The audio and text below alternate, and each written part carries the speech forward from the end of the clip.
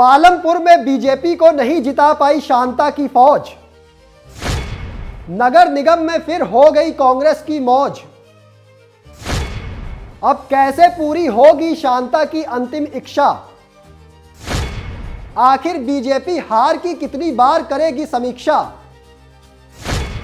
कपूर की मेहनत और परमार की रणनीति भी हो गई फेल। एकजुटता सिर्फ दिखावा या अंदर से हो रहा खेल।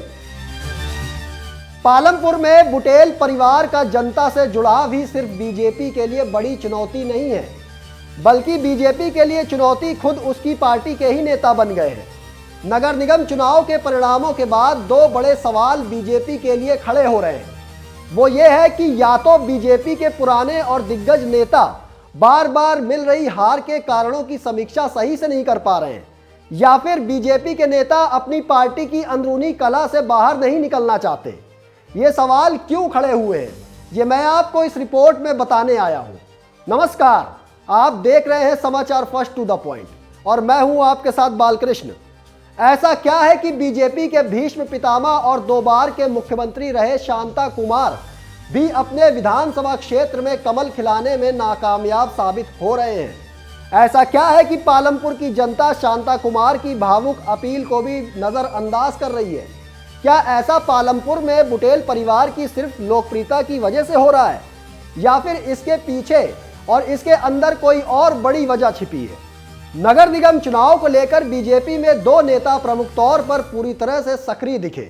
जहां एक और त्रिलोक कपूर बीजेपी का झंडा लेकर घर घर जाकर लोगों को जोड़ते दिखे, तो वहीं दूसरी तरफ चुनाव प्रभारी विपिन सिंह परमार भी ग्राउंड पर पालमपुर में बीजेपी को मजबूत करते दिखे।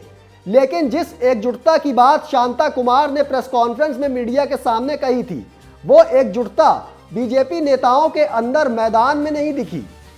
शांता कुमार प्रेस कॉन्फ्रेंस के मंच पर भले ही बीजेपी के हर नेता को एक साथ लाते दिखे होंगे, लेकिन ग्राउंड में सिर्फ 2 नेता त्रिलोक कपूर और विपिन सिंह परमार ही बीजेपी के लिए ज्यादा मेहनत और प्रचार करते दिखे।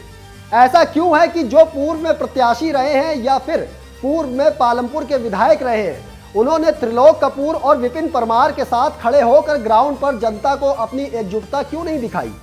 क्या सिर्फ प्रेस कॉन्फ्रेंस में मीडिया के सामने बयानबाजी करने से बीजेपी को पालमपुर में सत्ता हासिल हो पाएगी? ये बड़ा सवाल है। सवाल यह है कि पूर्व में बीजेपी प्रत्याशी रही इंदु गोस्वामी का नगर निगम चुनाव के दौरान आखिर क्या योगदान रहा। सवाल यह है कि पूर्व में विधायक रहे प्रवीण शर्मा ने पालमपुर में बीजेपी की जीत के लिए कितनी मेहनत की। सवाल यह भी है प्रेस कॉन्फ्रेंस में बैठे कांगड़ा चंबा से बीजेपी सांसद डॉक्टर राजीव भारद्वाज और सिकंदर कुमार ने पालमपुर की जमीन पर बीजेपी के लिए क्या किया। सवाल यह है कि पूर्व में मंत्री रहे रविंदर रवि और संगठन में बैठे जिम्मेदार नेता पालमपुर में बीजेपी का कमल खिलाने में क्यों नाकामयाब हो रहे हैं। पार्टी हर विधानसभा चुनाव में अपना प्रत्याशी बदलती है। पालमपुर की जनता के सामने हर चुनाव में बीजेपी का नया चेहरा सामने होता है, फिर भी बीजेपी जीत से कोसों दूर क्यों रह जाती है। क्या नया चेहरा देना पार्टी की भूल है, या फिर जो पुराना चेहरा है उस चेहरे को ही बीजेपी पालमपुर में मजबूत नहीं कर पा रही है। 2022 के विधानसभा चुनाव में हार के बाद से ही त्रिलोक कपूर पालमपुर विधानसभा क्षेत्र में पूरी तरह से सक्रिय हैं। जनता से मेल मिलाप हो या फिर जनता से संवाद हो या फिर कांग्रेस के लोगों को बीजेपी में शामिल करवाना हो, त्रिलोक कपूर बीजेपी की सत्ता पालमपुर में काबिज करने के लिए पूरी तरह से मैदान में डटे हैं। लेकिन कहीं ना कहीं कमी बीजेपी के अंदर रह जा रही है, जिसने बीजेपी को पालमपुर की सत्ता से दूर रखा है। मीडिया रिपोर्ट के मुताबिक पालमपुर में बीजेपी ही बीजेपी की दुश्मन बनकर बैठ गई है। जब भी कोई प्रत्याशी बीजेपी देती है या फिर उस प्रत्याशी के खिलाफ बीजेपी के ही नेता आज़ाद मैदान में उतर जाते हैं, या फिर उस प्रत्याशी के लिए मेहनत करने की बजाय न्यूट्रल होकर घर में बैठ जाते हैं। पालमपुर में बीजेपी की गुटबाजी की बात खुद शांता कुमार ने मानी थी। शांता कुमार ने साफ तौर पर कहा था कि मैं बीजेपी के हर नेता को एकजुट देखकर काफ़ी खुश हूँ। लेकिन शांता कुमार जिन नेताओं को एकजुट करने का संदेश दे रहे हैं, क्या वो नेता वाकई में पालमपुर में बीजेपी को जीत दिलाने के लिए मानसिक तौर पर और दिलो दिमाग से एकजुट हैं? पालमपुर में बीजेपी को बार बार मिल रही हार देखकर मैं तो कहता हूं कि बीजेपी नेता एकजुट नहीं है। ऐसे में सवाल यह है कि ऐसी परिस्थितियों में शांता कुमार की अंतिम इच्छा कैसे पूरी होगी। इन तमाम सवालों के जवाब खुद बीजेपी के दिग्गज नेताओं को तलाशने होंगे, जो बार बार पालमपुर में चुनाव के दौरान जीत का दावा तो करते हैं, लेकिन हाथ में आती है हर बार हार।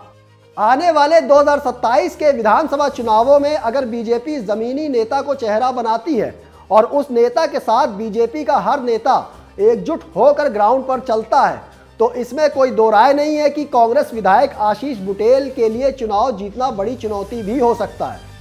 पिछले कुछ सालों के चुनाव परिणामों से ये तो साफ है कि नए चेहरे पालमपुर में बीजेपी को सत्ता नहीं दिलवा सकते हैं।